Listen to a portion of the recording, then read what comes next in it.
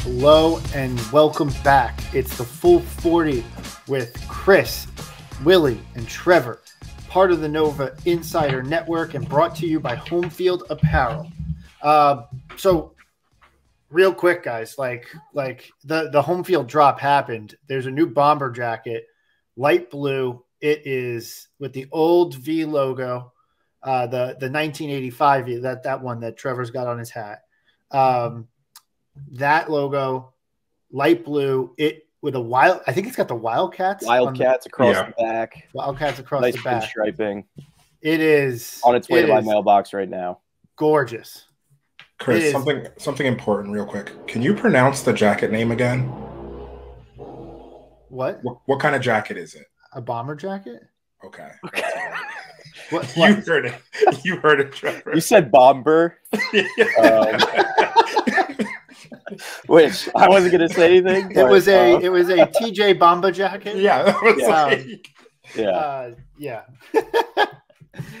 That's great. I didn't realize I was so intentional about the way I pronounced that second B. But people knew it was there. But it is gorgeous, and I ordered one. I used the code FULL40. I used my wife's email address. As a thank you to her, I got her a Penn State hoodie.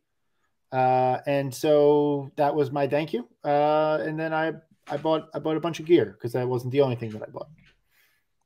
I went just for the jacket this go around. The great thing about Homefield is they have, like you said, you got the Penn State hoodie.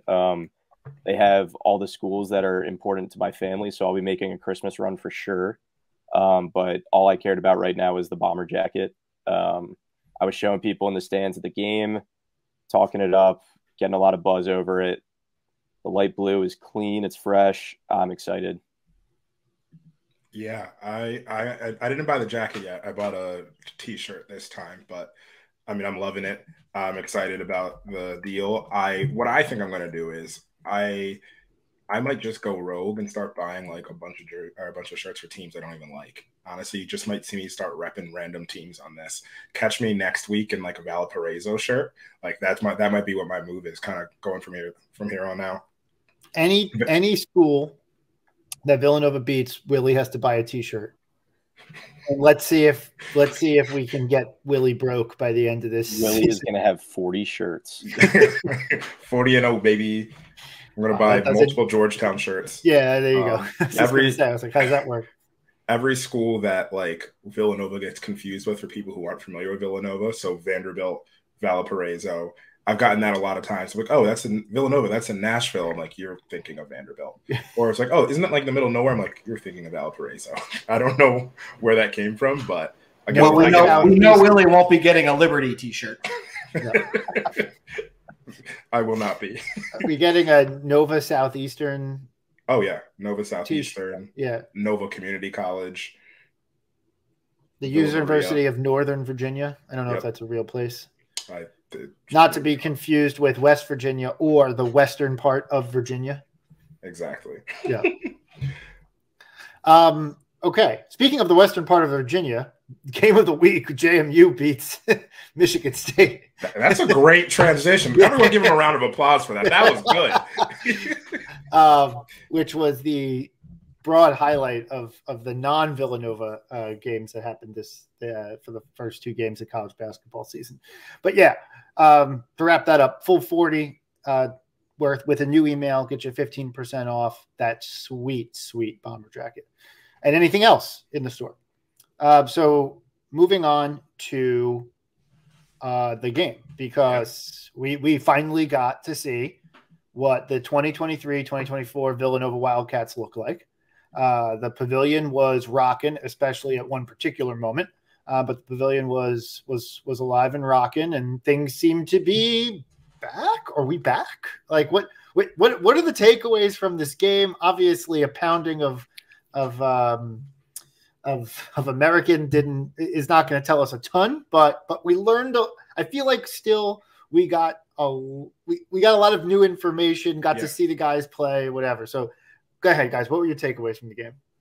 I think the number one thing that I came away with this game is I'm not even going to focus on the players. It's just the lineup versatility and the substitution pattern. Obviously, we were facing American, so yes, it's an inferior competition.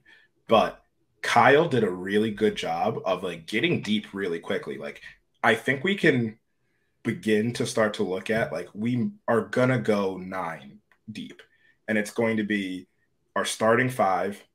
Mark, Justin, TJ, Tyler, and Eric. And then coming off the bench, Hakeem Hart, Jordan Longino, who looks really good in a comeback. I'm hopefully he's really fully healthy.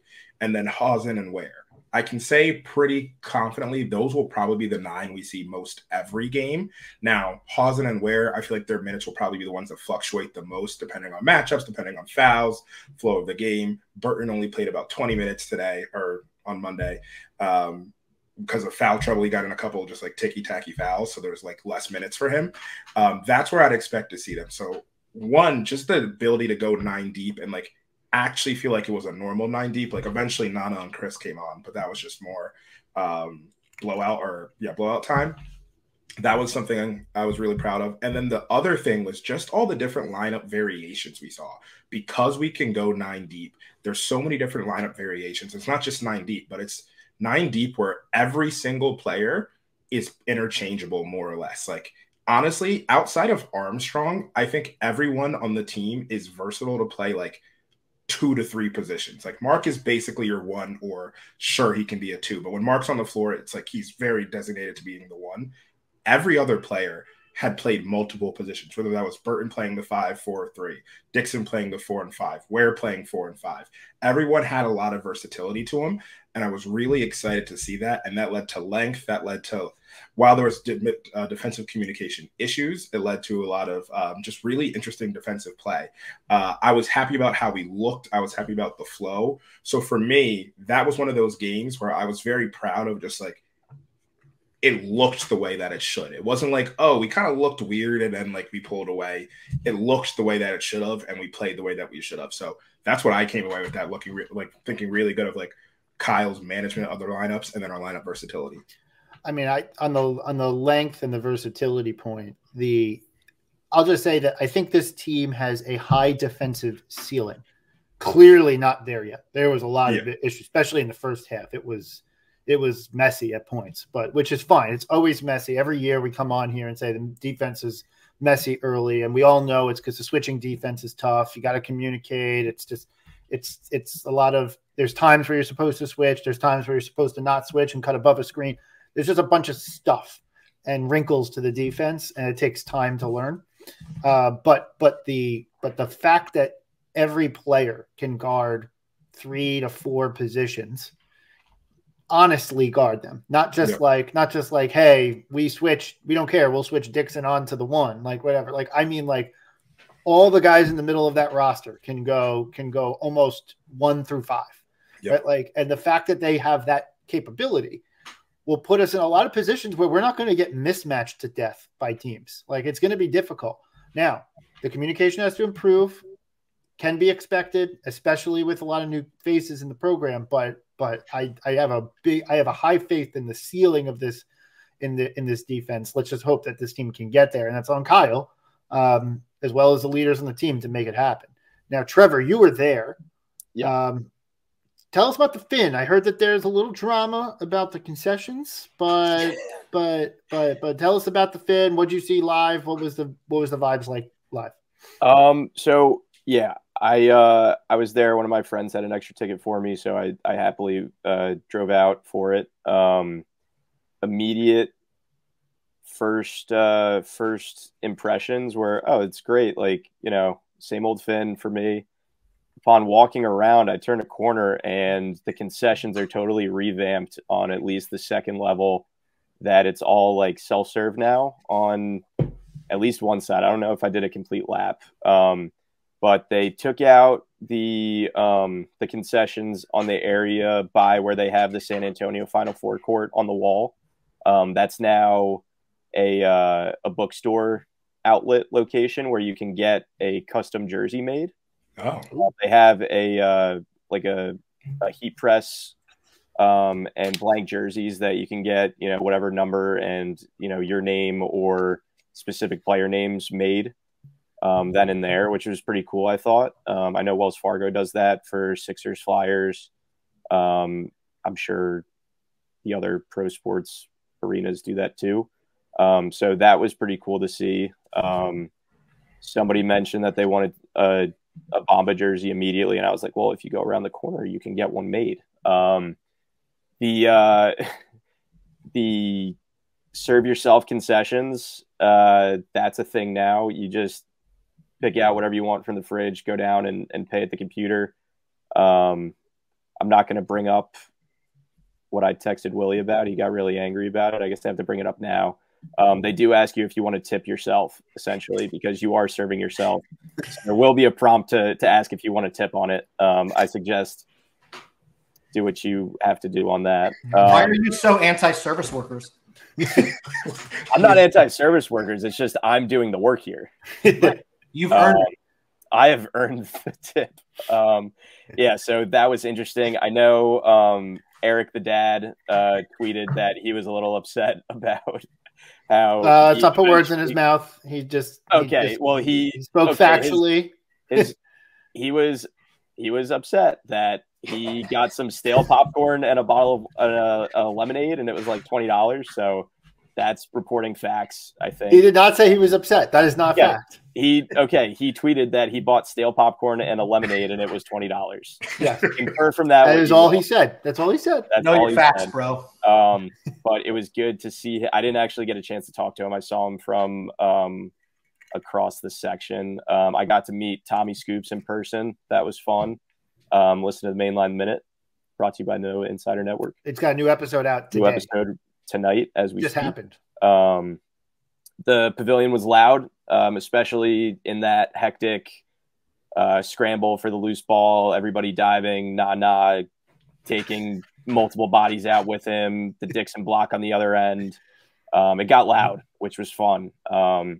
It's always interesting, those early season games, especially against inferior opponents. You wonder how the crowd's going to be. And early on, it was a little uneasy as the game was a little bit closer. But as we opened it up a little bit and big plays were being made, it got loud, it got fun. And it was a good experience. It was a good game one. Like we said, it's American. It's an inferior opponent. We were supposed to win by 30 and, or 22 was the line or whatever it was. I told my friend I would like to win by 30. I think we won by 27. So no, it was great. Looking forward to going back on Friday. Awesome. Well, let's talk about the play, right? We got to talk about the play because that got all the play on social media. Duke is responding to Villanova about it. It was a whole thing. I love it. The play was awesome. The play was terrific. Trevor, you referred to it. And Njoku comes flying in. I just lost it.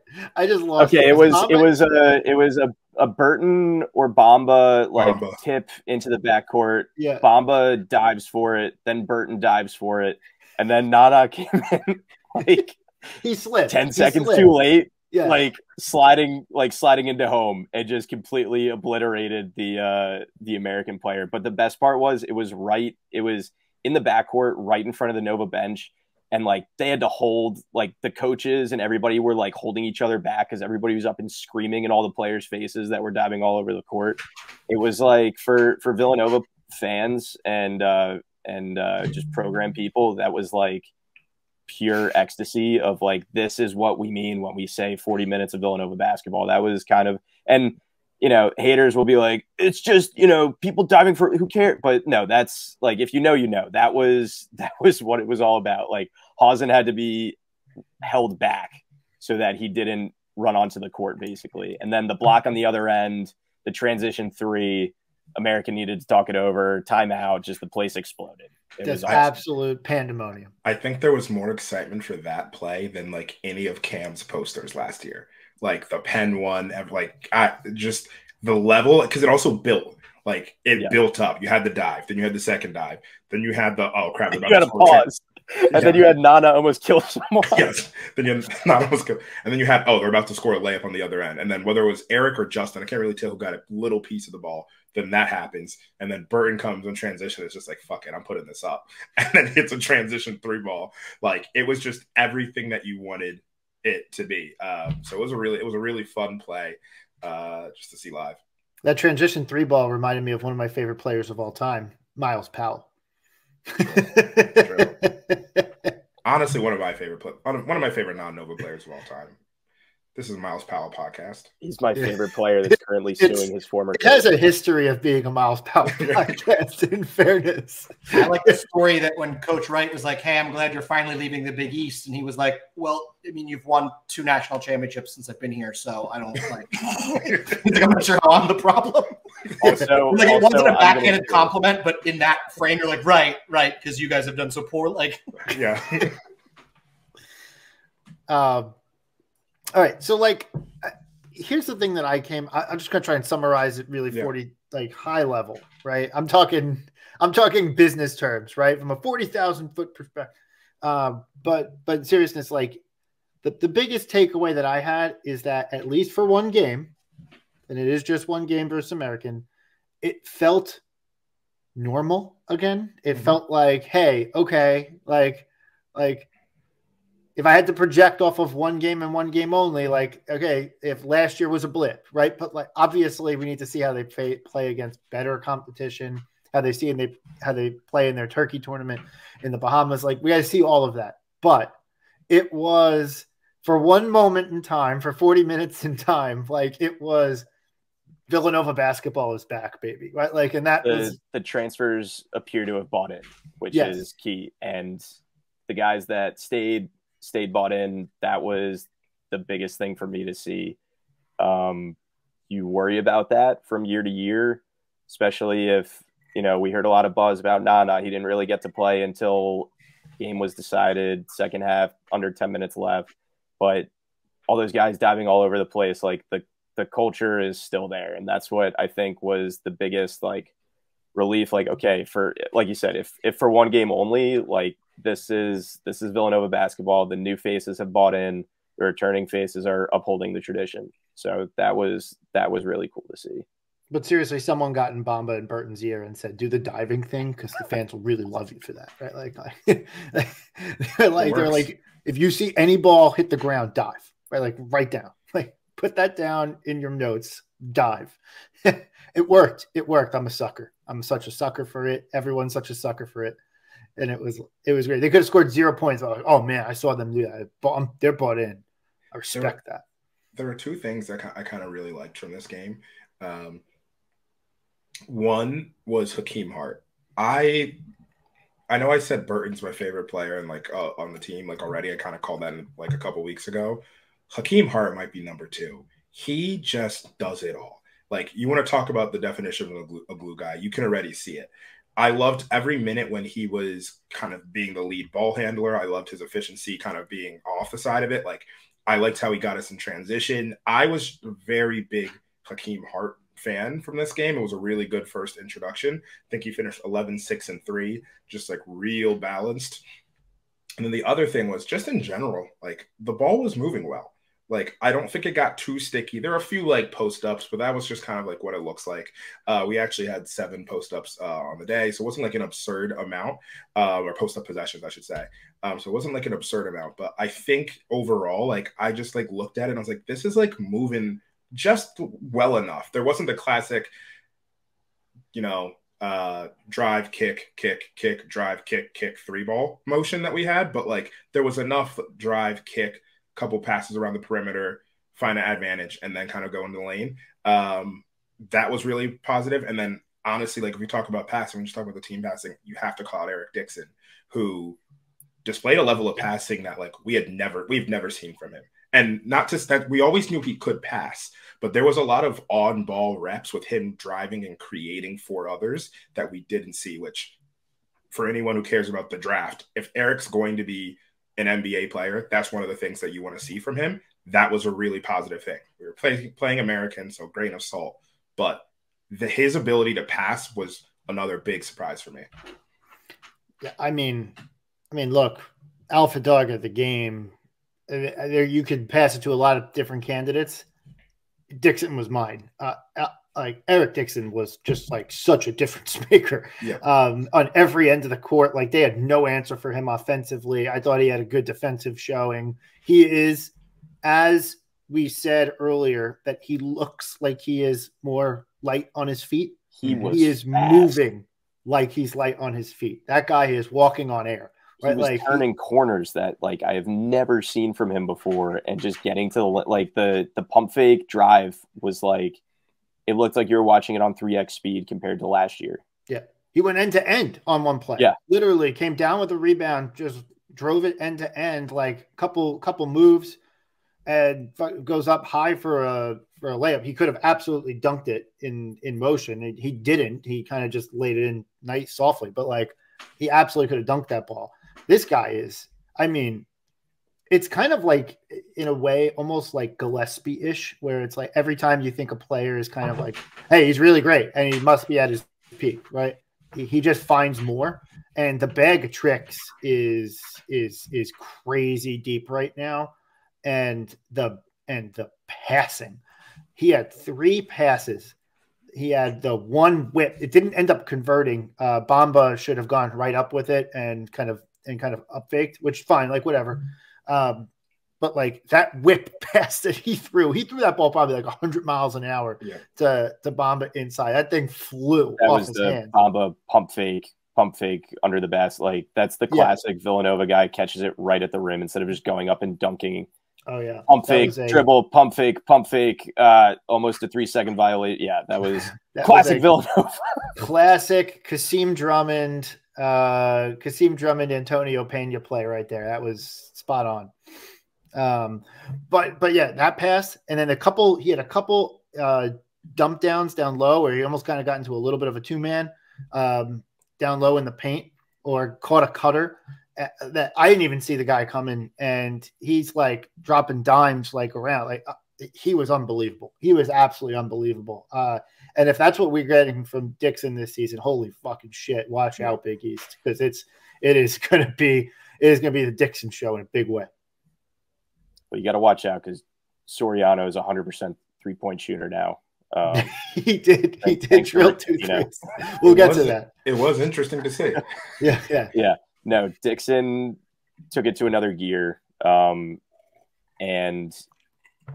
I don't want this to sound bad, but like last year, it was almost like, especially early in the season when Justin and Cam were out, Eric just didn't have somebody to really pass to. He was asked to do too much. Yeah. So this time last year, he didn't have anyone to make those passes to. Now he has 4 legitimate options around him, like we said, at all times. If it's going to be Hausen in the corner, nobody's helping off Hausen. If it's going to be Justin, Bamba, Burton, Hart, whoever on the wing, like he has all these options now that if guys are going to be converging on him to clog the lane, somebody else is going to be open. And as we saw, he is a willing passer. He's trying to make those plays, and he carved them up. It was very fun to watch.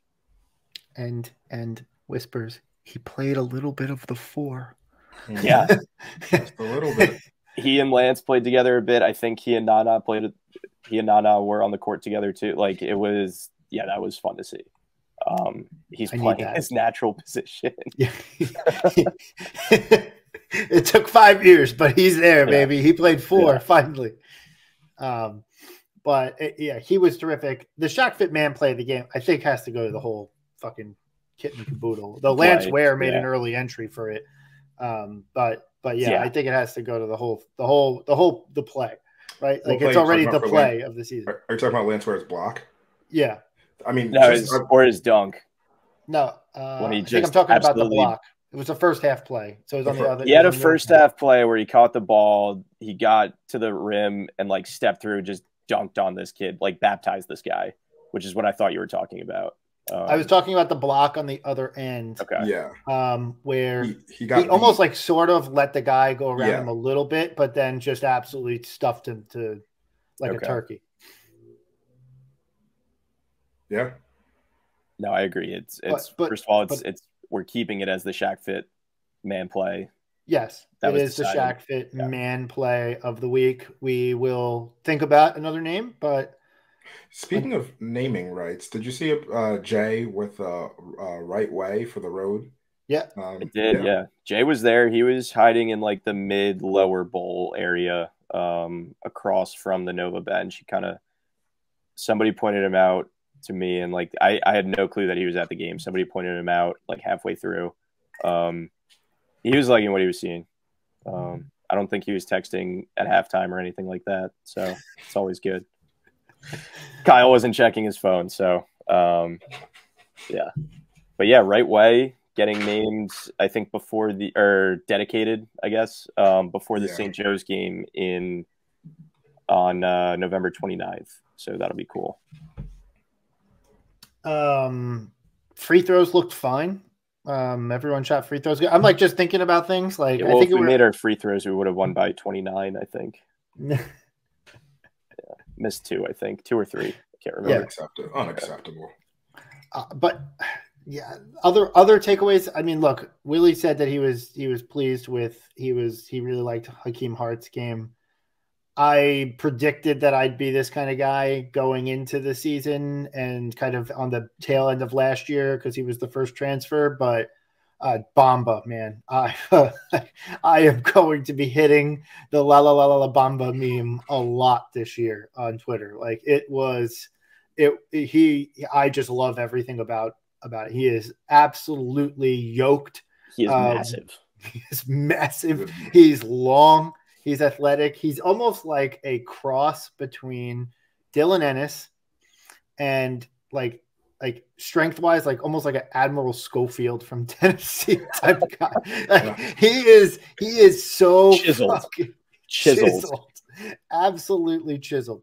But yeah, he was. I just liked everything about it. The dimes were there.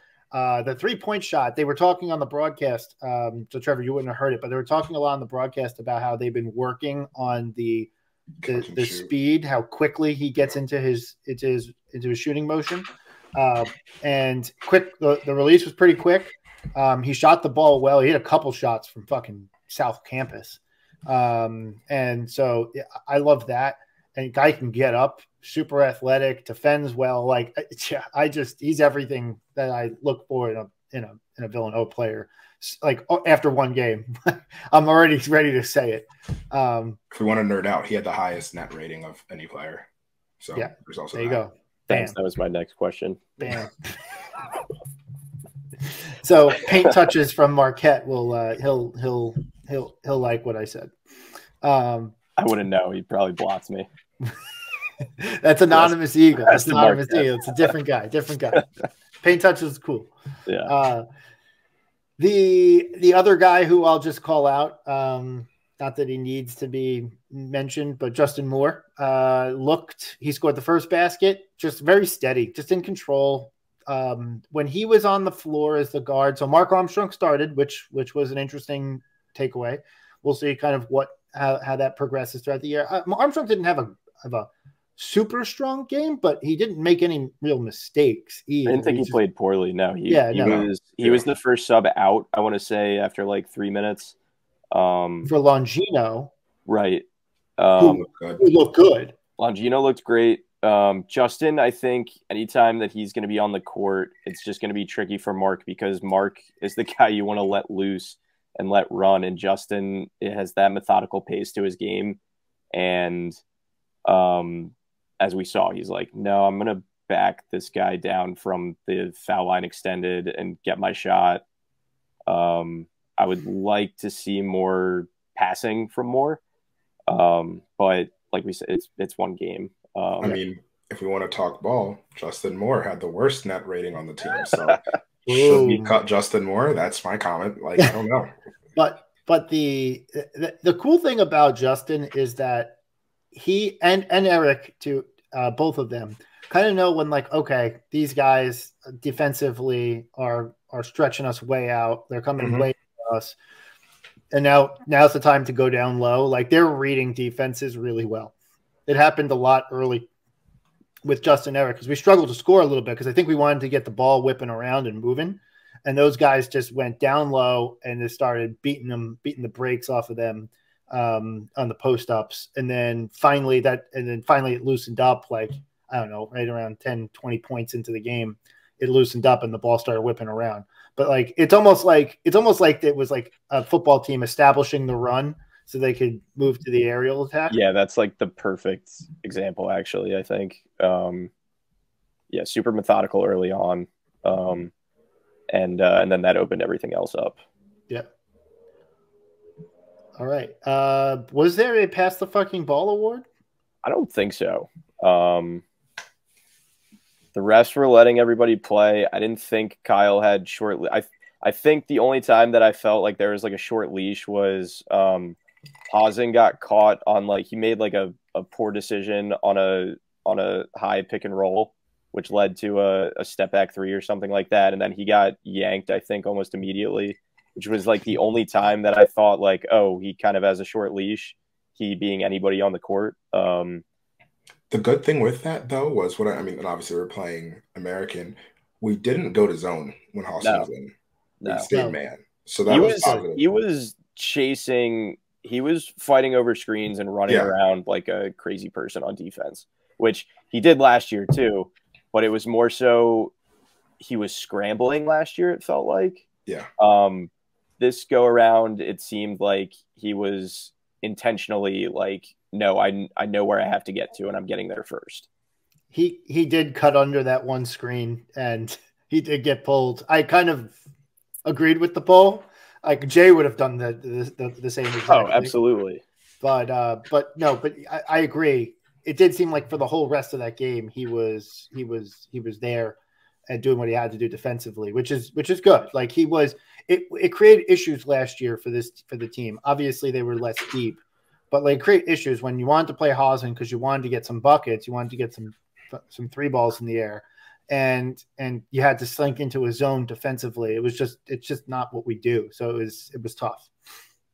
Yeah, we had a full court press going or the 3/4 court press going, which was fun to see. You had Lance Ware, I think, and Armstrong or Moore at the top of it a couple of times. I think that would be like a Hakeem Hart role moving on. Anytime he's on the floor, it was just we have so much length now in our lineup, and like you said, the interchangeable parts make it real. Like it could have been anyone, you know what I mean, kind of thing. We were talking about this in the group text earlier, but like, this is one of the longer teams we've had. Like, just like I was just like, I mean, anecdotally, I don't have the team wingspans up, but like, it might just be the longest in like 15. Yeah, just on the net ratings, and I have synergy up too. But 3 assists. Yeah, it might be the longest team we've had in like since like the 2009 teams. Maybe like the 2012 team was as long, but they weren't as good, so it's a little bit different. But like, tell me more about 2012. I'll pass. 2018 was like good, but they weren't particularly long, like I'd say, like, because it was smaller guards. Right. So I don't know. It's just an interesting thing, and I think I'm excited to see for the rest of the season. Willie, me and Trevor are also like sitting up and here on the screen, and you're just like down here. It's the desk. Like, if I'm like sit up in the desk and it's up here and I can't go back, it's like weird. Then I can't see the screen, and I'm missing the Villanova box score. So it's a whole thing. We'll get a better setup. Can I ask a stupid question? Go ahead. I think I know the answer to it, but this always kind of flabbergasts me. When people say people are long, they mean their arms and legs. Yes. Yes. Yes. Okay. That's literally like, okay. I remember hearing it. I specifically remember hearing it with Brandon Wright in 2009. Because I remember watching him on UNC and like, dude's arms are so long. And my friend was like, yeah, he's like one of the longest players out there. And I was like, that's a weird thing to say. And I kind of like, it's one of those things where I hear it. I'm always like, for sure. Like, I just agree with anybody that says it. But, it means relative to their height. Right, because most bodies are proportional, but I understand some people like have Mikal Bridges' fingertips. He's the prime example, but like we called him Long Boy in our group chats. But like we're looking for genetic freaks then, and I know we're kind of doing that anyway with like height, jumping, and running. But like you would also like Yes. An almost deformed person whose arms are like Stretch Armstrong. Yeah. Yes. Yeah, actually, yes. That's well said. Going for Mr. Fantastic. Yeah. Yeah. Thanks. I've never had the confidence to ask that. So Gumby. Well, I'm glad you worked it up on a live episode. Thank you.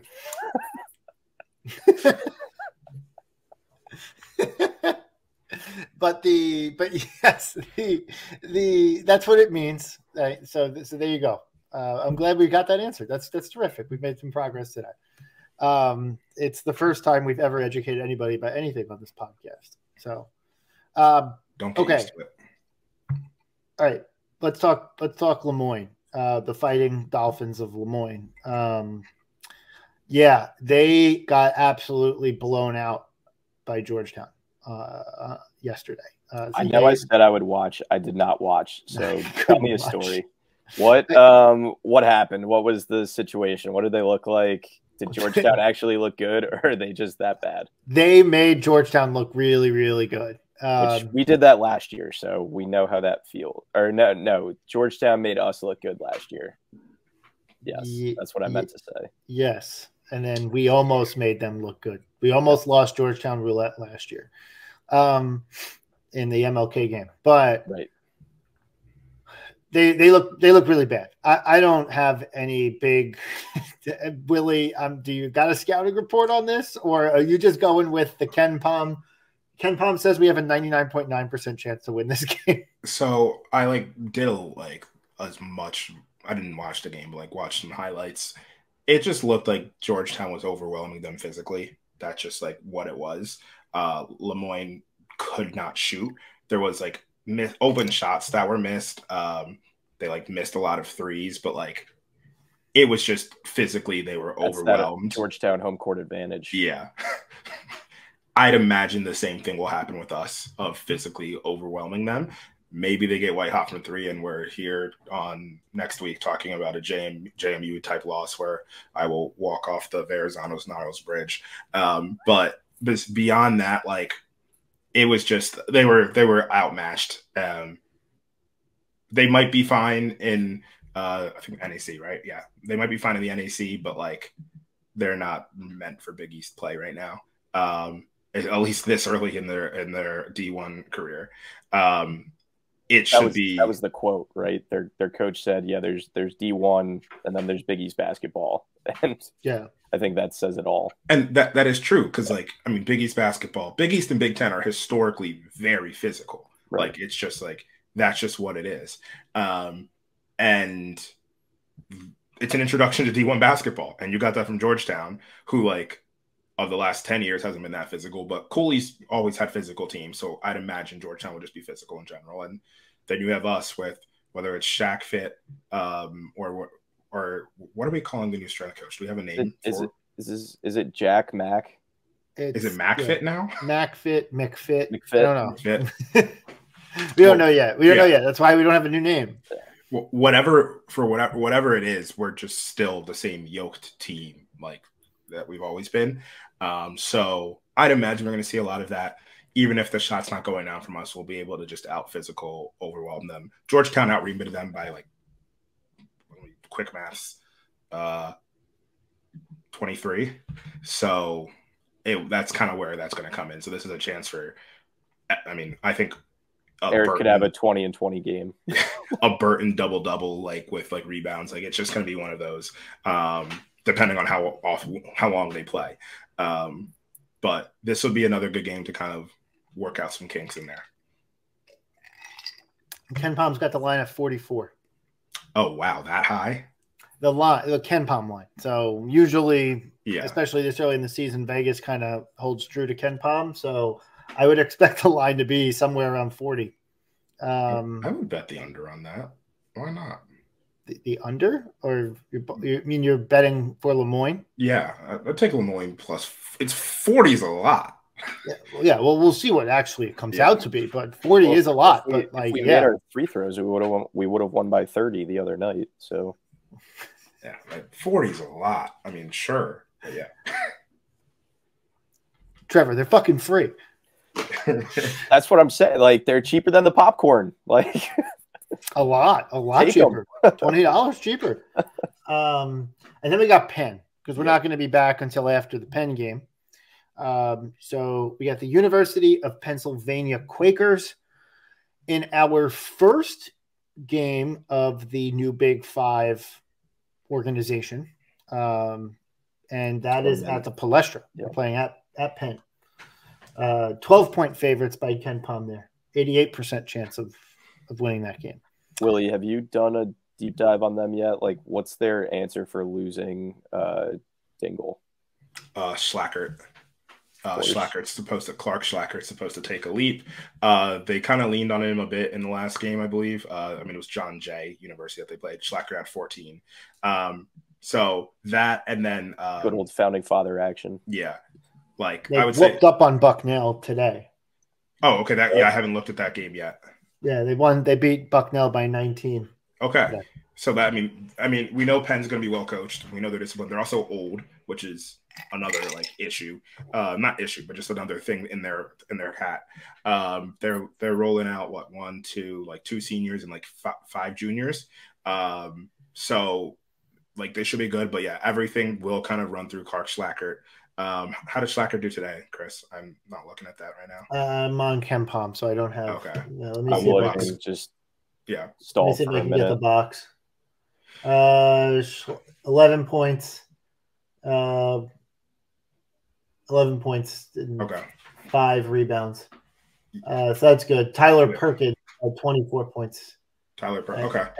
And like 14 rebounds. So he went crazy today. So yeah, I mean they and Tyler Perkins also had 15 in the game versus John Jay. So like Tyler Perkins, I have nothing on. I believe he's a freshman. So like maybe Tyler Perkins is also part of their answer to that as well. But I mean, it's going to be tough to replace Dingle. Obviously, you lose that individual one-on-one scoring. So I'd be interested to see how they do it. They're actually like pretty decently big, I'd say. Schlackert's the smallest person on the floor at 6'1". Everyone else is 6'3" and up through 6'9". So like there's a lot of versatility there. So they'll be able to match us size-wise, if not like be slightly larger at times, depending on how many of their bigs they throw on the floor. But are they longer than us? No. No one's longer than us. No. The Villanova Wildcats is what we call ourselves. Mm. But obviously, like there's big length guys here. I'm gonna let that one sit.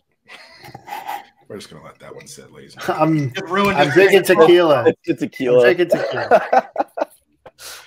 Anyways, shouts to Susan Falvey.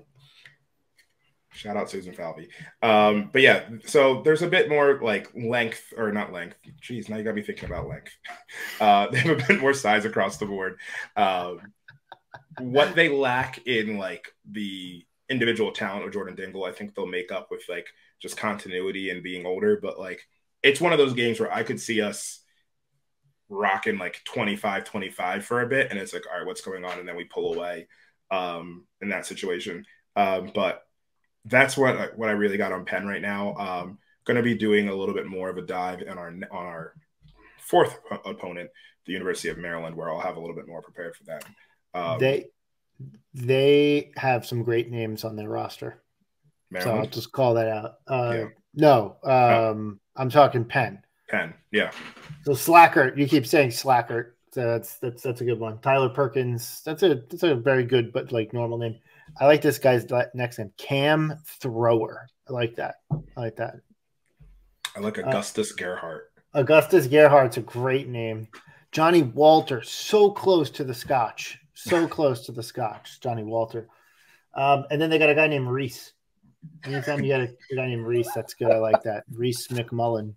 Augustus Gerhardt sounds like a D3 lacrosse player. Sounds like he's related to Augustus Gibbons from the Triple X sequel with Ice Cube. That was Samuel L. Jackson's character name. I'm the only one that saw that movie. I know that, but I've seen that's State of the Union, right? Yeah, for sure. Yeah, Brian, you know I've seen it. Yeah, I figured you'd seen it. They also got a guy named Chris Ubachi. So like that. Okay, that's my new favorite player in America. I don't know if I pronounced that name correctly. It might be Uboki, whatever. I don't know how to pronounce this one, but Jake and then his last name is HSU. Jake Sue. That'd just be like a shoe or something like that. Great names. I'm looking. And then also, I mean, they also have the advantage in coaching. Like, let's just call that out. Yeah, he's a good coach. Yeah, like I really like him. So I think that's kind of where we're at with Penn. We'll see what Donahue brings to the table. Penn sneaky has like a weird schedule. They play 4 games in the first week of the season. Like they have John Jay, they play Bucknell, they play St. Joe's Friday, and then they play us on Monday. And then it kind of like spreads out. But that's just a lot of games like in a week. Like 4 games in a week is kind of wild. So yeah, that's weird. Yeah. Especially to start the season. So maybe they're going to be tired and we'll just blow the doors off them easier. Lemoyne doesn't have too many great names. There's a guy named Mike DePersia, which is kind of cool. Trent Mosquera and Cypher Owens. Is that what we're going to do? I kind of like this as a bet. We just pick our favorite names from each team we play. Cypher Owens is a great name. That's my pick. Cypher Owens. I don't know if that's how you spell it. Osifer, whatever. I like Cypher. Yeah, they're pretty bad. They're really bad. I'm looking at Ken Pom, and it's just like there's no way to slice them not being awful. Yeah. So yeah, and Ken Pom always just you literally uses like percentage chance to win, and it's usually just like double digits. And for whatever reason, this Lemoyne game says 99.9% chance. Yeah. So, speaking of Lemoyne, Georgetown. So let's whip around the Big East a little bit. I think we went backwards of what Trevor said he wanted to do. Yeah. But let's do a little instant reactions from the Big East so far. So we are 10-1 as a conference, thanks to Paul. We will not be ranking DePaul. We will not be ranking DePaul unless, but there's a new trend that's going to come out called Tank DePaul, so that we can tank DePaul, so that we can get John Calipari. So I have not seen anyone else push this agenda except you. I'm just throwing that out there. I don't follow as many Big East Twitter people as you do, but you're the only one that I've seen that's like, trouble in paradise in Kentucky. Calipari would be great at DePaul.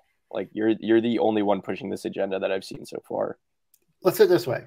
If I'm right, it would be like an all-time moment for me. Exactly. If I'm wrong, there's like no ramifications to this. Yeah. I just want to put it out there that Chris is the only one and deserves all the credit if this happens. And there's no one around that finds old predictions and then calls the person out later that we not know. At all. So you're definitely saying I am not worried about Brian. Definitely not producer Brian.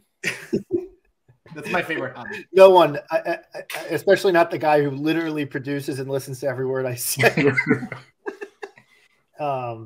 Yeah, DePaul dropped one. Embarrassing. They got Rothsteined. Georgetown, like we said, beat the brakes off Lemoyne. Creighton, I think, won by 50. Creighton was really solid. I put them on for like 4 minutes. They played like Florida A&M. I had them on for the first 4 minutes, and I was like, they're going to absolutely blow the fucking doors off this team. Yeah, I think Seton Hall had it tough with St. Peter's early on and then pulled away late. Trying to think who else. Like UConn took care of business. Butler really took it to I forget. I mean, they got Posh, and Posh was treating like great team win. Like I think Posh is all in on being a Bulldog. They got Jamil Telfer, who was at Northeastern, and like I actually was a really big fan of his as well. Like I think Butler looked pretty good. Marquette took care of business. Providence, good strong first showing in the Kim English era. Yep. St. John's, Powerhouse Columbia. Got to watch out for them every few years. St. John's had their Patino moment, and boy, the media is really jumping into the Patino thing, aren't they? I am already so tired of it. Like Soriano has been coached for 5 years from different development, and everyone's like, "Oh my God, Rick Pitino grew a jump shot for him. Like he's shooting 100%. He made 2 threes, his first 2 threes in his college career. I get that. good for Pitino if he was the one to empower him to actually shoot the shot. But you're not telling me that like he wasn't practicing that since he got on campus. Like the same thing with Daniel Oshefu. He was shooting extended foul line jumpers in practice and warm ups and stuff. We're like, oh, he has that shot kind of like, and he like, you know, everybody is practicing every shot always. Like this is the thing you see with Rudy Gobert was shooting 3-pointers in FIBA. Like all these guys that don't have an outside shot, like you're going to be a professional basketball player. You can hit any shot. All right. I am so over. I'm done with the Pitino worshiping. It was one game against Stony Brook.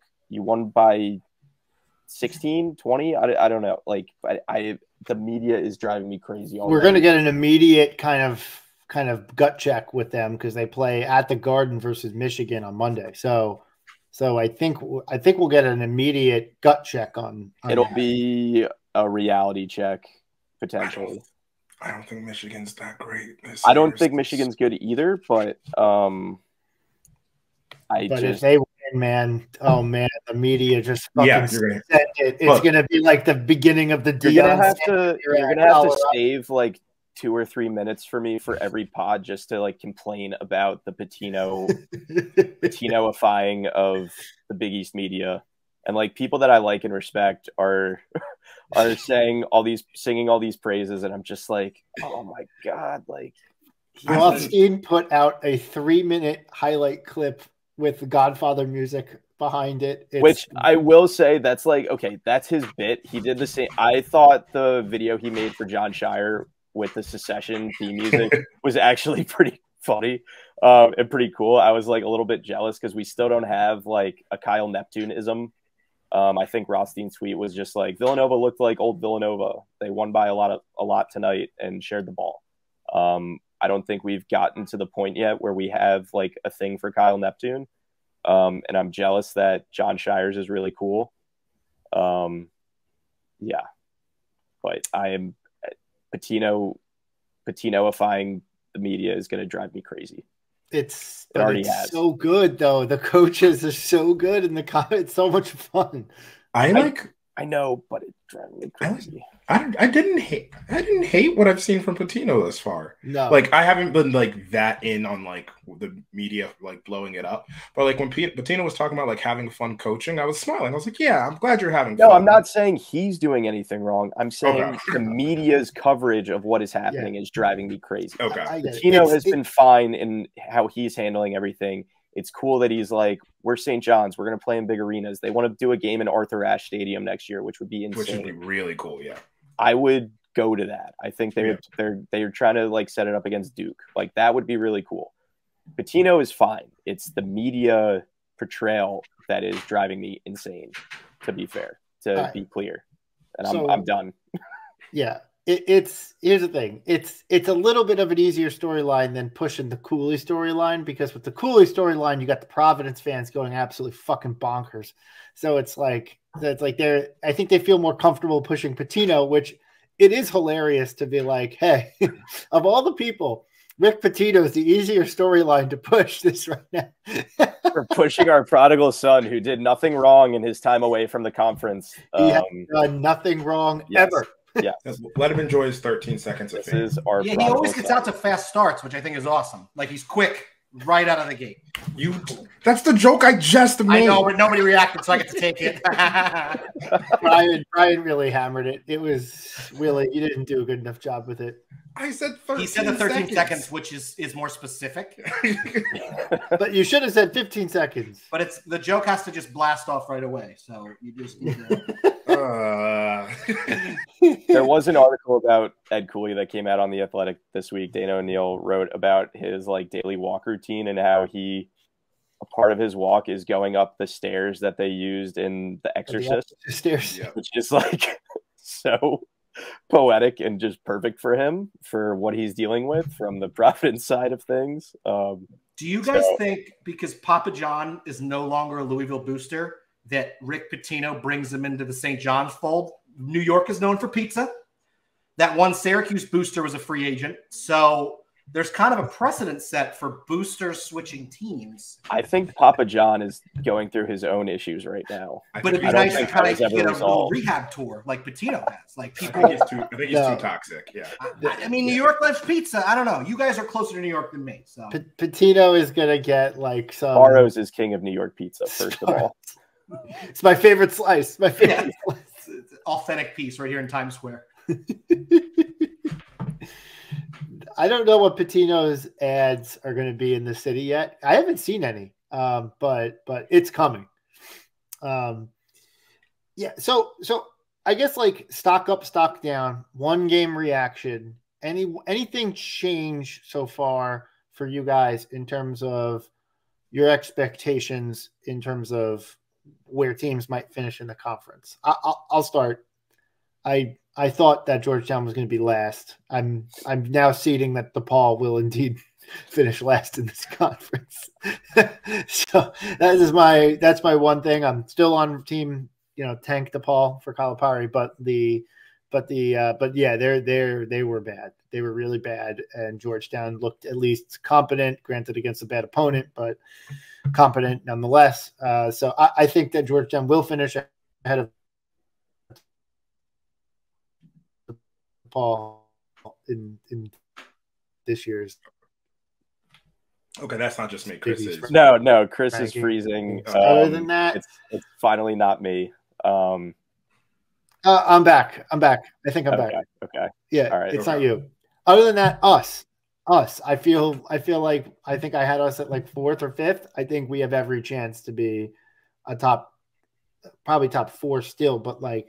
Because I just don't want. It's hard to jump Creighton, UConn, or Marquette, but like it's definitely possible. Yeah, I think I'm holding my stock that I established last week. Georgetown, I think, will be a bottom 3 team with with DePaul for sure, and then probably Seton Hall and Butler. Combination, mix of those. I think the top 4 still looks like any combination of Marquette, Creighton, us, and UConn. And then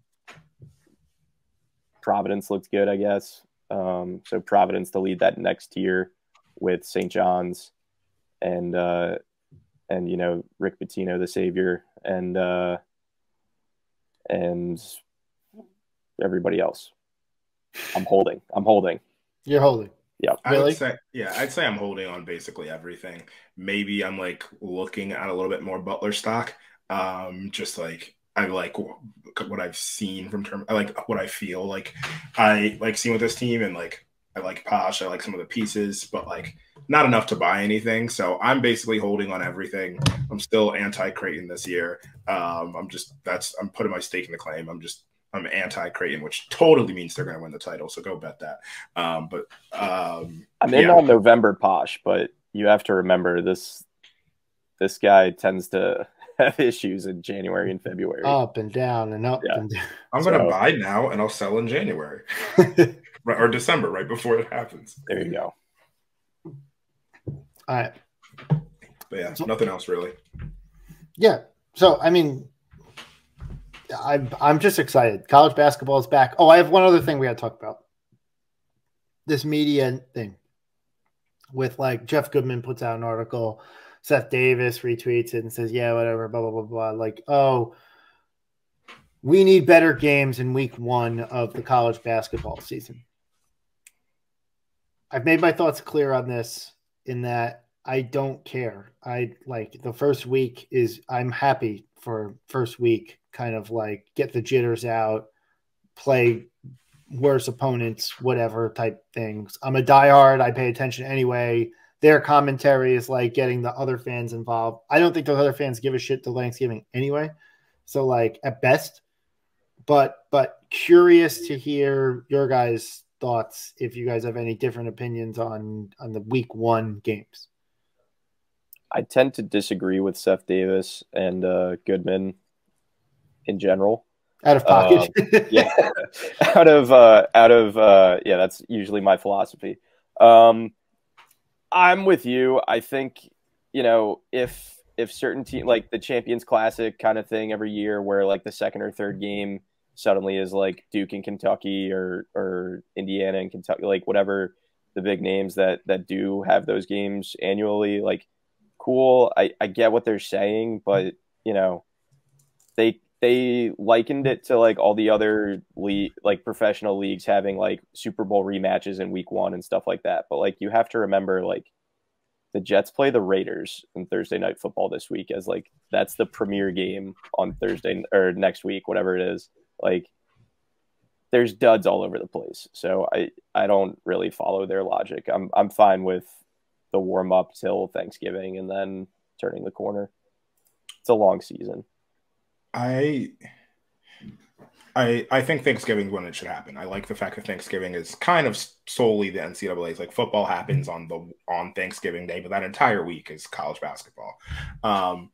What I think would be interesting is, I understand what they're saying. There's definitely an opportunity to kind of make a claim. I think what they should do is actually kind of completely separate. You need the actual tune-up games to like be tune-up games. You need those. What they should do is the week before, just have a bunch of exhibition games where you get to see high-level teams who aren't playing each other play each other for charity. So like the Purdue-Arkansas game that happened like 2 weeks ago, I would like to see a lot of that. So you get like these high-level, it kind of gets you into the season. You have these high-level teams. The games don't mean anything, so it's a little bit of fun. It goes for a good cause. You sell out arenas. I think that's a good way to kind of strike that balance of, all right, these teams are getting tuned up, because it's not that, like, what's more important, that the game counts or that it happens? And I think for like at this stage in the season, it's more that just it happens. So I'd like to see like you put them on the big networks at ESPN, you have a chance for more money. Have more of those level of tune-up games. Do ticket sales go for charity, for whatever, split the difference. I don't really care. And then that's a way to kind of get the season started. Then you can kind of roll into like, all right, you roll into whatever your first week games, and then they have the Champions Classic. I don't really think it's that big of a deal regardless. Like you have the Champions Classic in the first week or the second week of the season. I can't remember when they started to push it towards.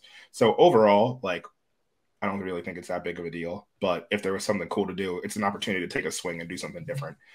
Well, kind of echoing what Chris said, I didn't see any of the original tweets, but I fully agree with him. College football first weekend, there's usually 2 ranked teams playing Memorial Day weekend, and everybody else plays crap teams. And that should be the template for college basketball, not professional basketball.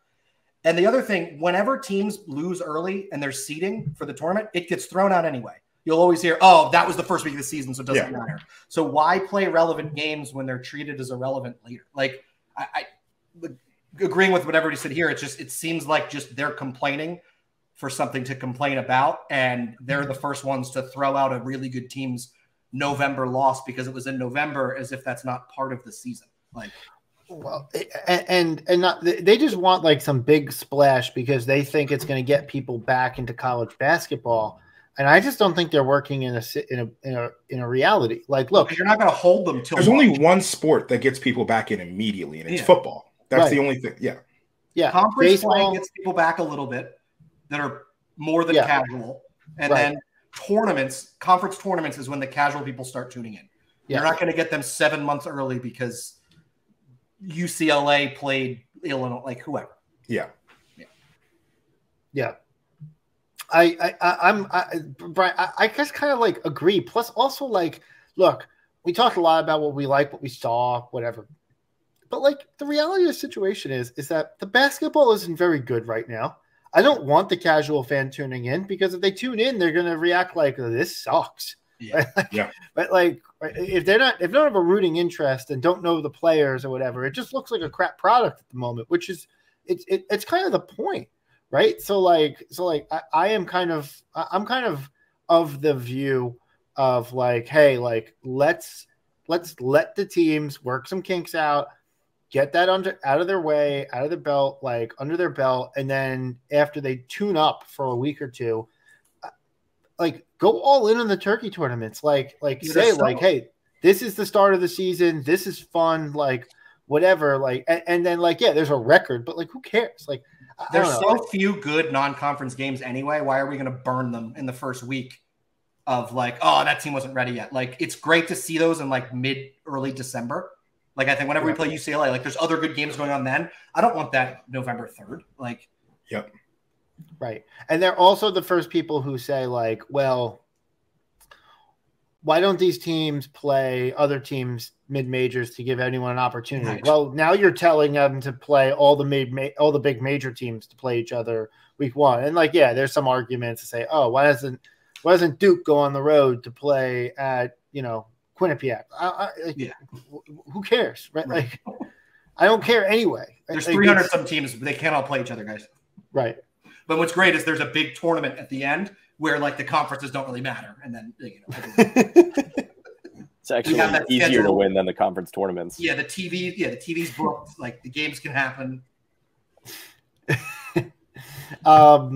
Willie, how are Nova Knicks doing right now versus the Fighting Wembanyamas? They blew him out. They blew him out. I was watching up till halftime. Brunson had a stretch where he went hit 3 straight threes. Brunson had 25, played well. Brunson's been playing pretty well. Josh and Dante didn't really do much of anything, but it was such a blowout that it really doesn't matter. Arch got to play, so that's a big plus. So 4 Villanova players. Arch's second game of the year. But take that, TJ McConnell.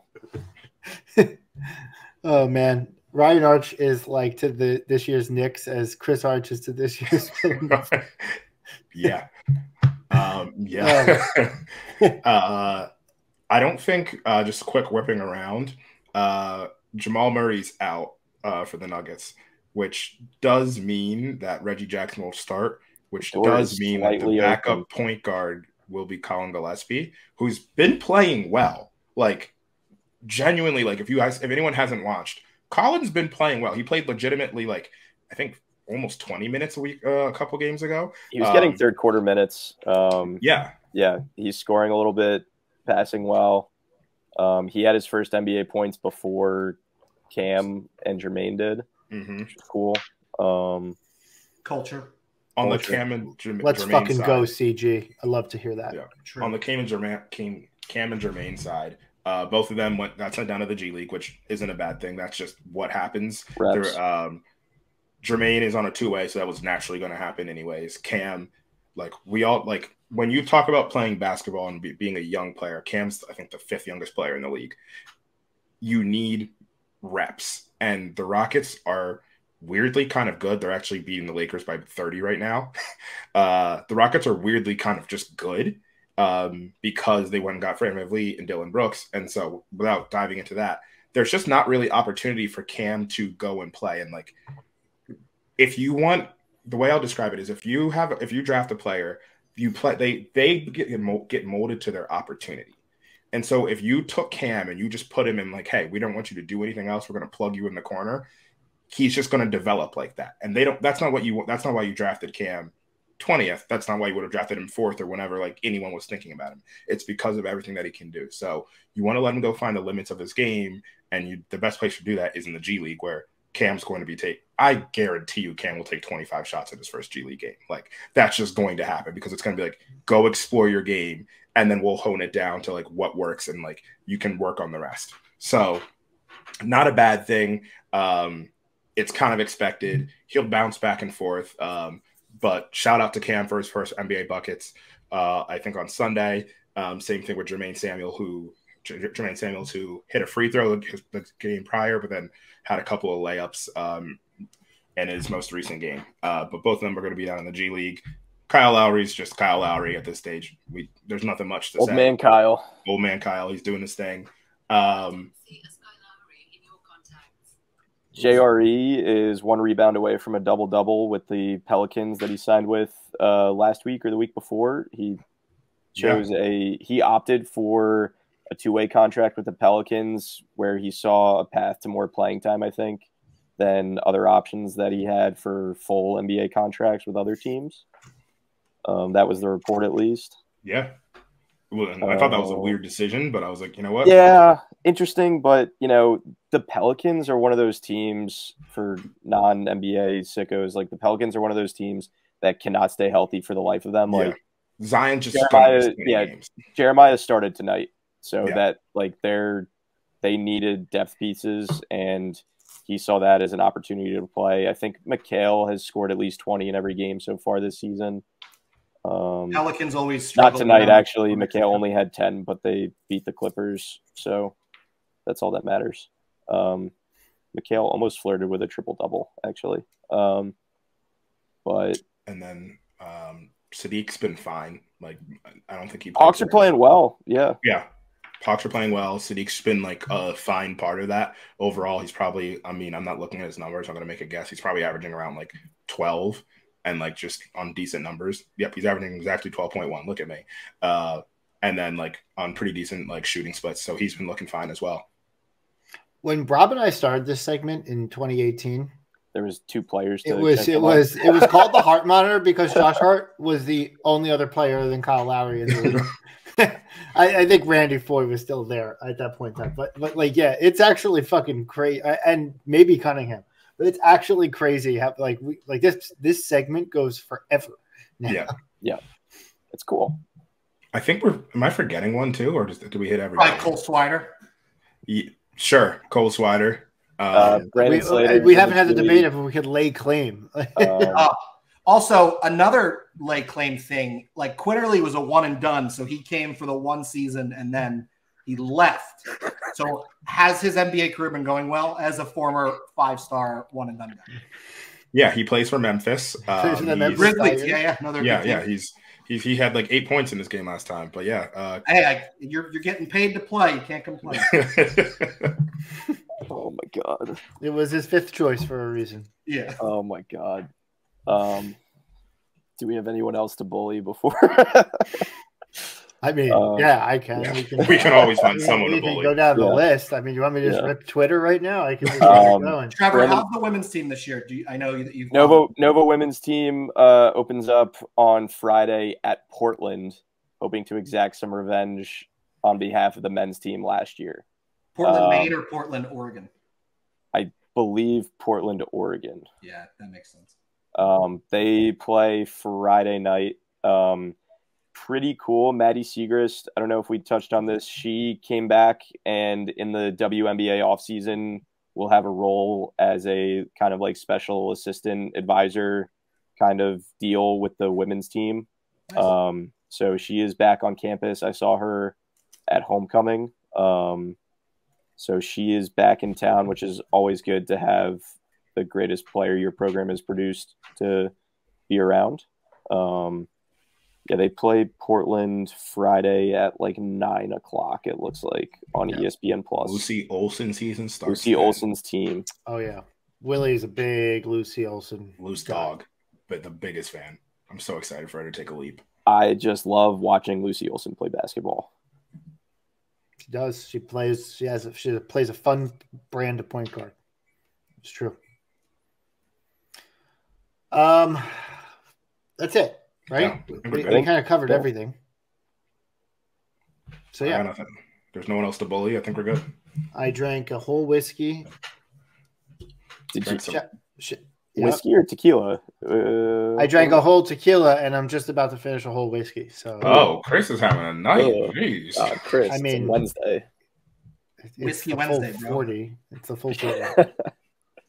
I've been doing this for 7 years. I know, but I meant just switching up midway is it's a bold move. Oh yeah, no. Like I'm one of those people who like just throws bullshit on all alcohol. Like, I switched too much. I had too many different types of alcohol, and I'm like, yeah, that's not how it works. That's buddy. Let me tell you. If you could speak to me last week, you get hungover or drunk or whatever, or get sick because you had too much. It had nothing to do with the type. The alcohol is the alcohol. Or you're allergic to something. Yeah, I was going to say, there's a lot of people with gin allergies that don't know that, like for real. And they get crazy. And you have to explain to them, like, hey, you're an insane person when you drink that one kind of liquor. So maybe I'm allergic to red wine because seems like an offline conversation. No, Willie. The chemistry of how you're processing it, for real. No, Willie. Look, red wine. I fucking love red wine. Right? Me too. I'm Italian. Love red wine. It's kind of like part of the shtick, right? But red wine gives me hangovers like fucking crazy. Like the red wine hangovers are horrendous.